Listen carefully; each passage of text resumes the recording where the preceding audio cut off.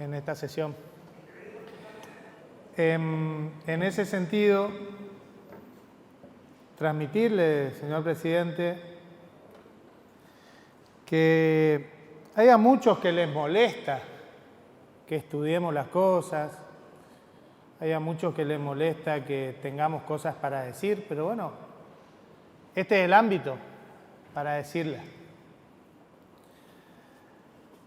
Cuando uno se pone a leer el presupuesto, y bueno, yo leo desde el mensaje de elevación en adelante, ¿no? Y está en el primer párrafo, nos están mintiendo, nos empiezan mintiendo.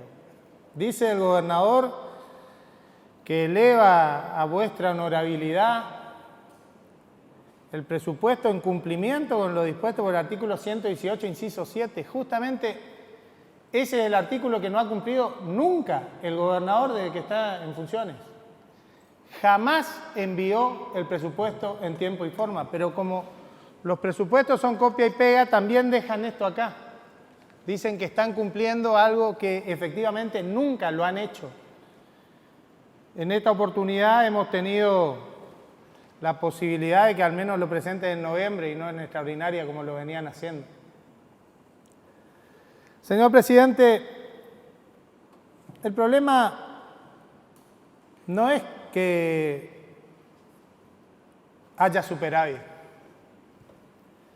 El problema es tener un gobierno rico con trabajadores empobrecidos. Ese es el problema. Y allí, la verdad es que uno puede hablar mucho de Buenos Aires, Chaco, La Rioja, la hermana República del Paraguay, pero tenemos que sentarnos a ver qué es lo que ha ocurrido en Corrientes. Y en Corrientes, señor presidente, la política salarial de Valdés ha hecho que desde el 2017, cuando gobernaba el senador Ricardo Colombi, se destinaba el 61% de los ingresos a salario y en el primer semestre de este año se destinó solo el 44%. ¿Qué significa eso? Ajuste a los trabajadores.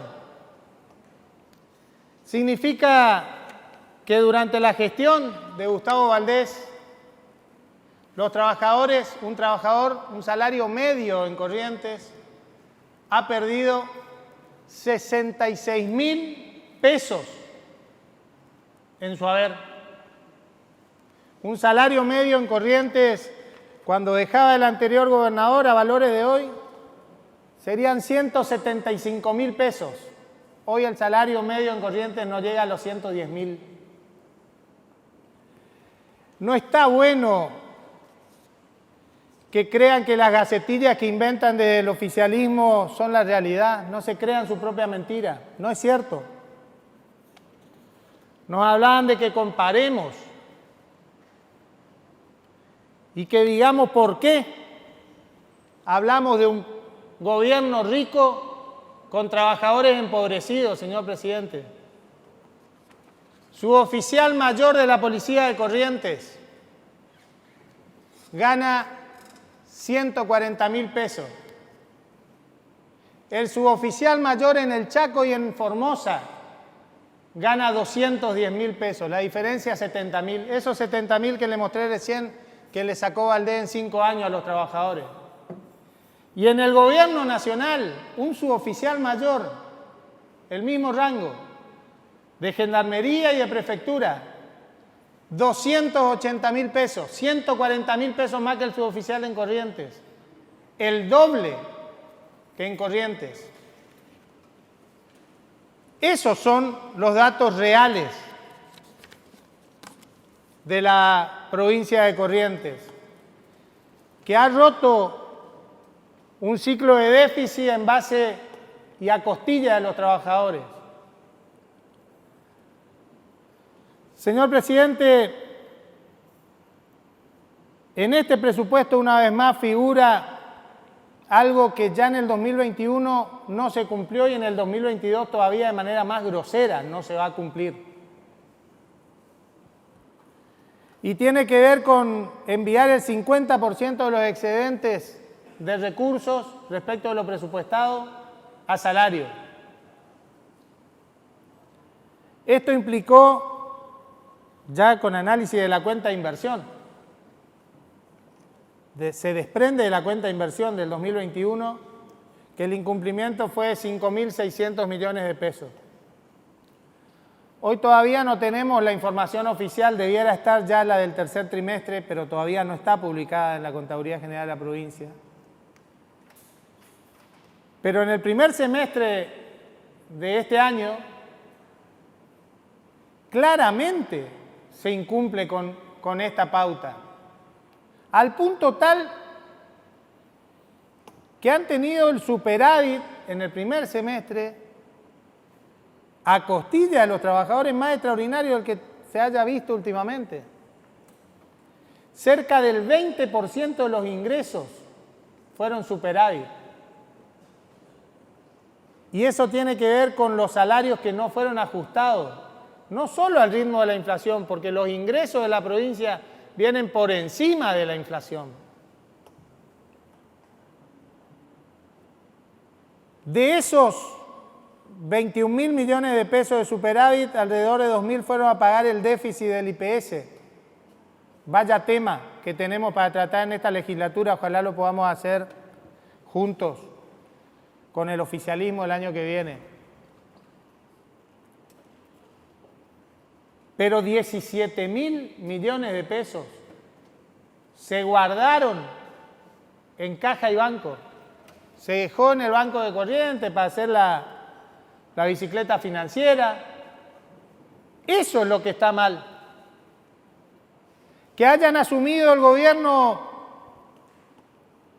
Valdés haya asumido el gobierno con salarios 20% por encima de la línea de la pobreza y hoy estemos 28% por debajo de la línea de la pobreza. Eso es lo que está mal.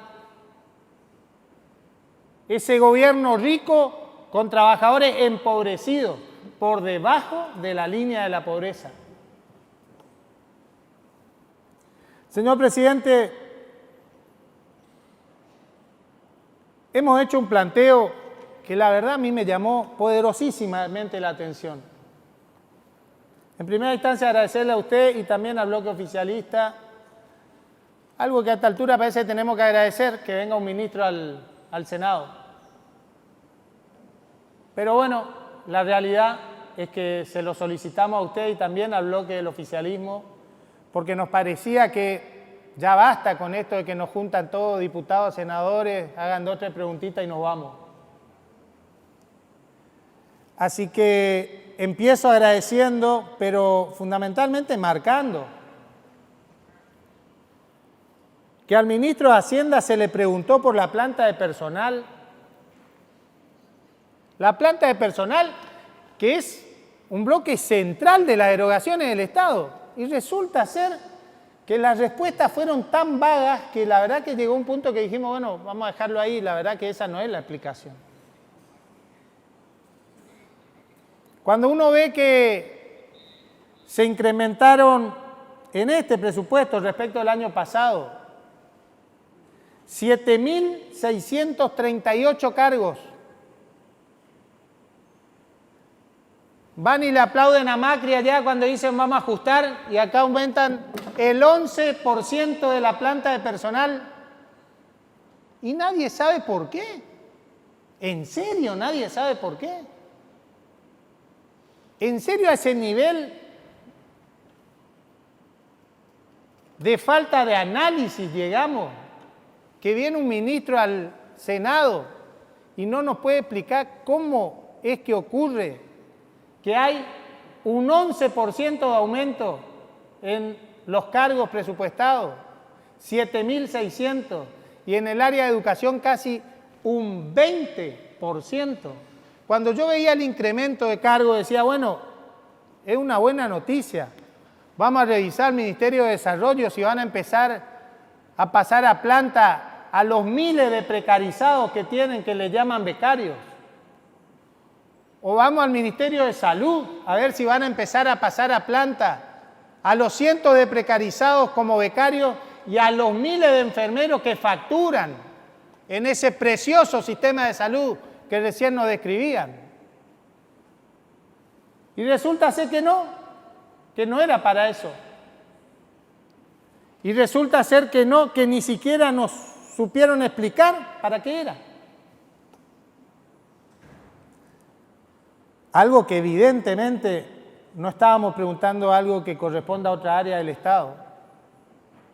Es algo que el ministro de Hacienda sí debió haber respondido. Pero encima vamos y contrastamos qué es lo que dice el presupuesto, qué se dice en la cuenta de inversión. Ya no se dice nada de la planta de personal. La cuenta de inversión dejó de informar la planta de personal hace 6 años. Bueno, vamos a mirar qué le dicen a Nación en cumplimiento de la ley de responsabilidad fiscal. Si a nosotros nos dicen que hay 78.000 cargos, pero a Nación le dicen en junio del 2022 que son 65.963. ¿Y el resto qué? ¿Qué pasó? ¿Quién lo explica si no lo puede explicar el ministro? 10.000 cargos de diferencia entre lo que le dicen a Nación y lo que nos piden a nosotros que la aprobemos acá y que seguramente el oficialismo le va a aprobar. ¿Para qué? ¿Para ser usado en un año electoral? ¿Para corregir incorporaciones que hicieron sin presupuesto? ¿Cuáles son las cosas que no se pueden explicar de algo tan grosero como esto? Nos dicen que van a aumentar 5.581 cargos en educación. Y nosotros hace 10 días presentamos en el expediente 7737, pidiendo informe. Y hoy presentó el senador Pitín Ruiz Aragón solicitando se reviertan los cierres de carreras de los institutos de formación docente. En Salada se cierra Historia, Lengua, Administración Pública, Educación Primaria. En Paso de los Libres, Historia, Educación Inicial y Primaria, Geografía, Ciencia de Datos e Inteligencia Artificial, Lengua Inglesa, Lengua Portuguesa. En Bellavista, Matemática, Biología, nivel primario, Lengua y Literatura. Segundo, la Educación Física. En Goya, el Profesorado de Historia, Educación Inicial, la Tecnicatura en Bromatología. A inicio de año cerraron cursos a nivel secundario de manera generalizada. Me tocó compartir con los docentes de Montecasero, de la Escuela Normal de Montecasero, en la que se están cerrando cursos y sin embargo vienen y nos dicen y no nos explican. ¿Qué pasa con estos 5.581 cargos que nos piden acá que les autoricemos? Señor presidente, nosotros venimos acompañando por convicción, como bien se mencionaba acá en el Norte Grande, el reclamo del federalismo. Y lo hacemos por convicción. Ahora, resulta ser que cuando uno mira este presupuesto, falta información. El senador Giró le reiteraba al ministro algo que ya le pedimos el año pasado, que haya una clasificación geográfica, que sepamos cuál es la inversión del Estado provincial en cada municipio. ¿Por qué es tan difícil? Tan difícil, ¿eh? O en realidad lo que se quiere es ocultar. ¿Y ocultar qué? Les voy a decir qué. Porque para muestra basta un botón. Se oculta la concentración de los recursos en la capital. Y si no, vayamos a ver las obras de infraestructura sanitaria, uno de los pocos detalles de obras que hay en todo el presupuesto. El 85% de la inversión en infraestructura sanitaria en la capital. Y después tenemos que ver cómo todos los ciudadanos correntinos del interior se tienen que trasladar a Corrientes para hacerse las distintas prestaciones de salud porque no cuentan con prestaciones de salud adecuadas en el interior. Y vemos entonces por la ruta de Corrientes, más que un sistema de salud, un sistema de transporte con ambulancias yendo y viniendo del interior a Corrientes a encontrar una solución para su salud, dejando candelada su casa allá en su pueblo, porque no sabe si alguien no le va a entrar. Entonces, cuando no hay información, se esconden estas cosas, se esconde la concentración. ¿Y saben qué? También se esconde la discrecionalidad, la absoluta discrecionalidad de este gobierno. Y también para esto, como muestra vale un botón. Recién les decía, las obras sanitarias son algunas de las pocas que tienen un detalle. Otro organismo que generó un detalle de obras es el INVICO. Y allí entonces vemos, después se los paso, aprovecho que yo ya lo leí. Allí vemos el detalle de todas las obras, hay que clasificarlo, hay que verlo, pero podés hacer. Y resulta ser que después de la concentración de obras en la capital, la segunda beneficiaria en términos de obras del INVICO es el nuevo Principado, Ituzaingó, allí donde está el heredero. Y no porque quiera que no haya obras en Ituzaingó, sino porque quiero que así como inviertan en Ituzaingó, inviertan en toda la provincia. Porque le quiero contar, voy a nombrar algunas de las localidades de senadores que están acá presentes, para que sepan.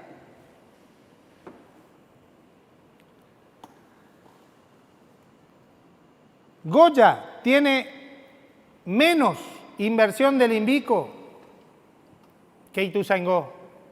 Sí, Goya, esa que el gobernador cuando andaba recorriendo con el ingeniero Macri dijo que vamos a hacer una obra provisoria mientras se caía la costanera.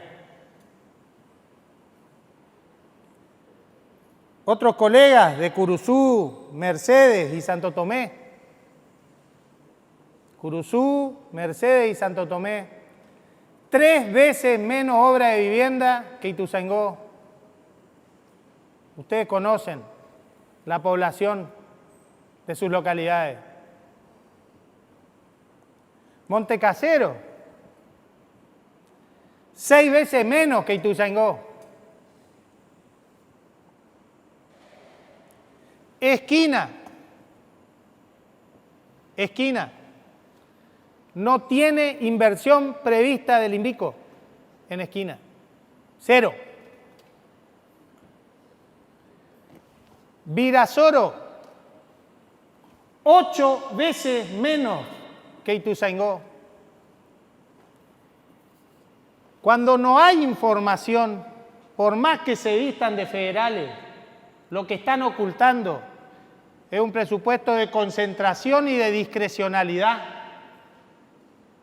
Y es por eso que no aparecen los informes cuando los pedimos. Señor presidente, una vez más, el presupuesto no prevé cumplir con la autarquía financiera del Poder Judicial. Y mucho hemos hablado al respecto. Pero la verdad que yo tengo muy fresco el episodio, el grosero episodio de intromisión del Poder Ejecutivo en el Poder Judicial. Nos decían del Colegio de Magistrados, es la primera vez desde la vuelta de la democracia, la primera vez de la vuelta de la democracia que un gobernador no cumple con una acordada salarial del Poder Judicial. A esos niveles de intromisión estamos enfrentándonos. Y es por eso que exigimos la autarquía del Poder Judicial. Señor presidente, nosotros escuchamos siempre que nos hablan de Yacyretá y de Yacyretá y de Yacyretá.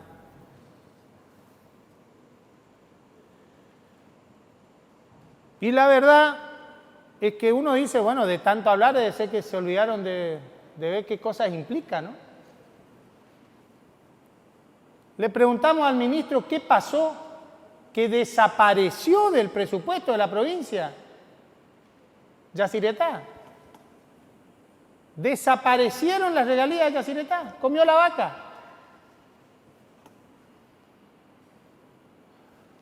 Valdés hace 4 años atrás tomó una decisión a todas luces ilegal,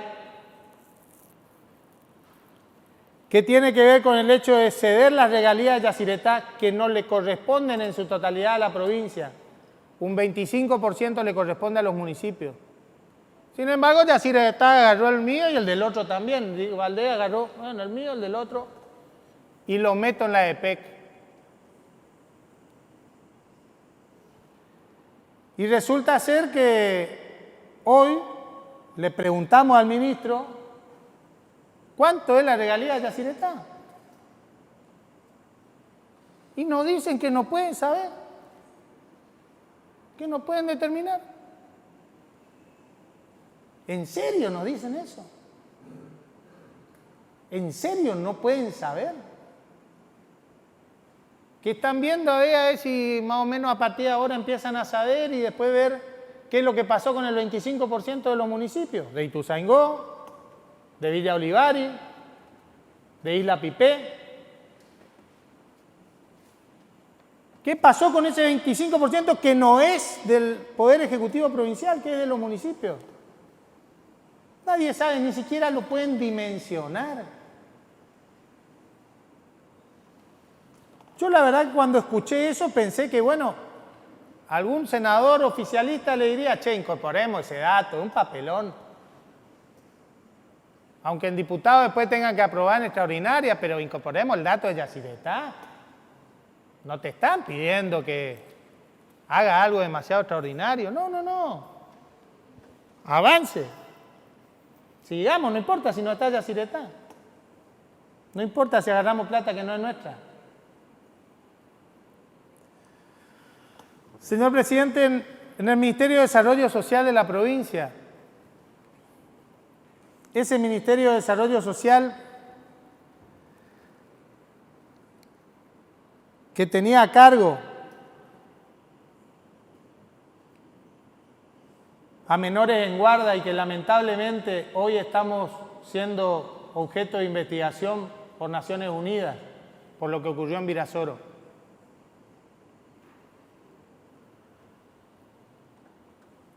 En ese Ministerio de Desarrollo Social, señor presidente, allí es donde uno ve que el gobierno es rico y los trabajadores empobrecidos. Resulta ser que las contingencias que el año pasado estaban previstas en 335 millones, este año las contingencias son 2.750. Multiplicaron por 8 la contingencia. ¿Qué será la contingencia electoral? ¿La que tienen que prever en este renglón?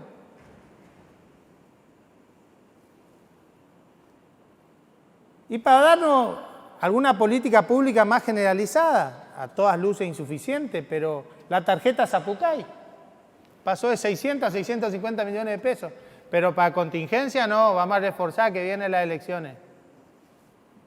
De 335 a 2.750 millones de pesos. Volvimos a reclamar y pensamos que algunos de estos reclamos serían tenidos en cuenta a la hora de hacer una mejora al presupuesto, más allá de lo que pensemos de las políticas públicas del Poder Ejecutivo.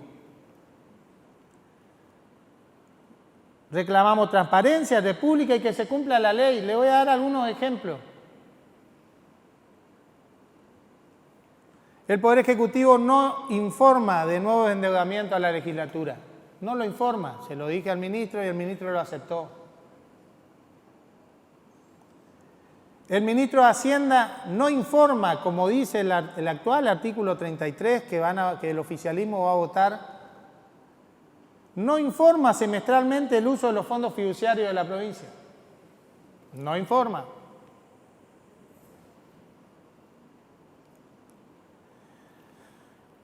Incorporan el PPP, incorporan proyectos de participación pública-privada. Le preguntamos, che, ¿de qué se trata esto? Es la primera vez, muchos no se habrán dado cuenta, pero es la primera vez que aparece un artículo así en un presupuesto. Y nos dicen, no, eso es por si acaso sale algo. ¿Y qué podrá ser? Y bueno, quizás puede ser la unidad, habrá que ver. Y bueno, pero ¿por qué no hay monto? ¿Por qué no nos dicen algo? No, está todo en el aire. ¿Pero cómo está en el aire si hubo una tremenda presentación o solo la hicieron para la gacetilla de prensa, la presentación de la unidad en Casa de Gobierno? Mostraron cómo iba a ser, todos los renders, todo muy lindo, y no se sabe nada de eso. ¿En serio? ¿En serio nadie sabe nada de la unidad? ¿Cómo se va a financiar y cómo se va a ejecutar? ¿Y cómo el mecanismo de participación público-privada va a incidir en ese proyecto? ¿Cómo nadie sabe nada y lo hicieron la presentación? No se entiende. Sí se entiende, en realidad sí saben y no lo informan.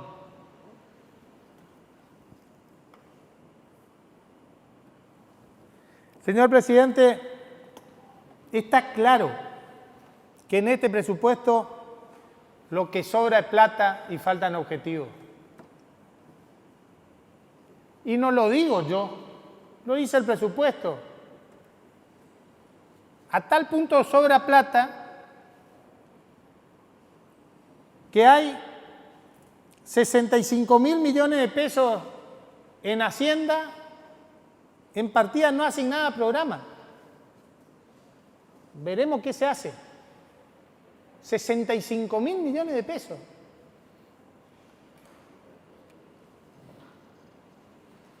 En el propio Hacienda hay un programa provincial de mejora de gestión que preguntábamos y nos decían que tiene que ver con no sé qué software y no sé qué otra cosa, pero que tiene un presupuesto mayor que el Ministerio de Desarrollo Social de la provincia.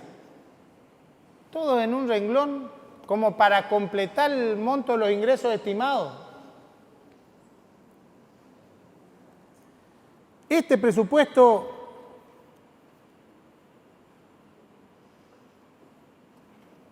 que viene a guardar esta parte de la plata para ver qué se hace después, que viene de un año con un extraordinario superávit. A este presupuesto claramente le faltan prioridades. Y si hablamos de prioridades, yo le quiero mencionar algunas, seguramente habrá otras. Pero yo le quiero decir a aquellos que les gustan las comparaciones, que el Instituto de Vivienda de Corrientes tiene destinado 500 millones de pesos. Le sobraron 17.000 en el primer semestre. Y tiene destinado 500 millones de pesos de Fuente 10 para la construcción de vivienda en Corrientes. De sus recursos destina solo 500. Le sobró 17 solo en el primer semestre. 17.000. Y con esto las comparaciones en el Chaco de Fuente 10, el Instituto de Vivienda, tiene, voy a leer para no ser impreciso, 3.750 millones de pesos de Fuente 10 en el Invico. Entonces, 8 veces más. 8 veces más. Vaya, si no es una prioridad de este gobierno la construcción de viviendas. Más que después anda diciendo que no me mandan, y no me mandan, y no me mandan. Pero lo que tenés, ¿cuánto vas a poner para construir vivienda? ¿O lo vas a destinar para hacer proyectos con participación pública-privada con tus amigos? Señor presidente, me queda poco.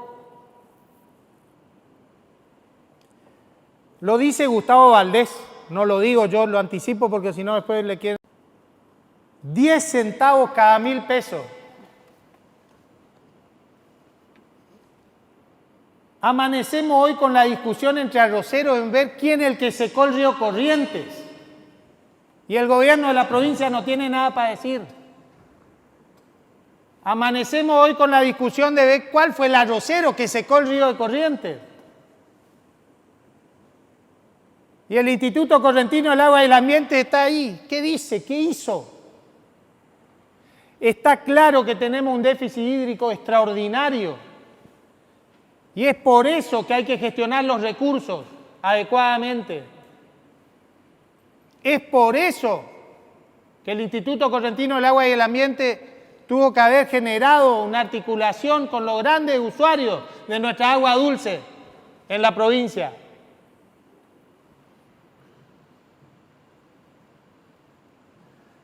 Nos decimos que somos la provincia forestal, 86 millones de pesos. Lo dice Valdés, no lo digo yo. 86 millones de pesos. 16 centavos cada 1.000 pesos destinados a recursos forestales.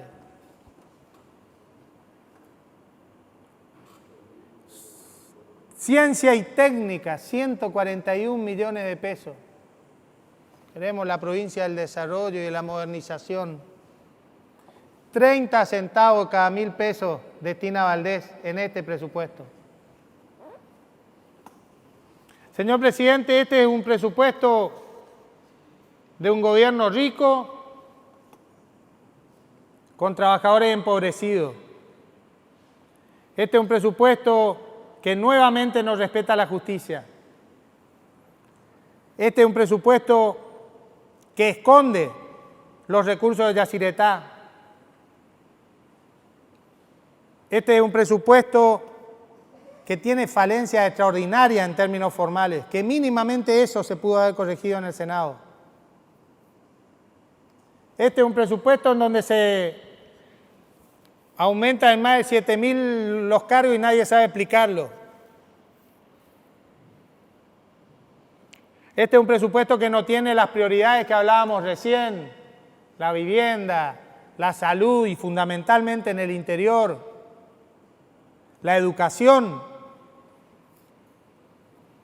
Desde que asumió Valdés, la inversión en educación pasó del 37% del presupuesto al 27%. Cuenta de inversión del 2021. Datos. Datos. No son gacetillas. Está colgado en la página del gobierno de la provincia. Este es un presupuesto, en definitiva, señor presidente, que el bloque del Partido Justicialista no va a acompañar. Y en el que esperamos y aspiramos poder incidir hacia adelante. Ojalá algunas de todas las recomendaciones que hacemos sean tomadas en cuenta, mínimamente las recomendaciones formales que hacen a la legalidad de un presupuesto que claramente no lo tiene. Muchas gracias, señor presidente.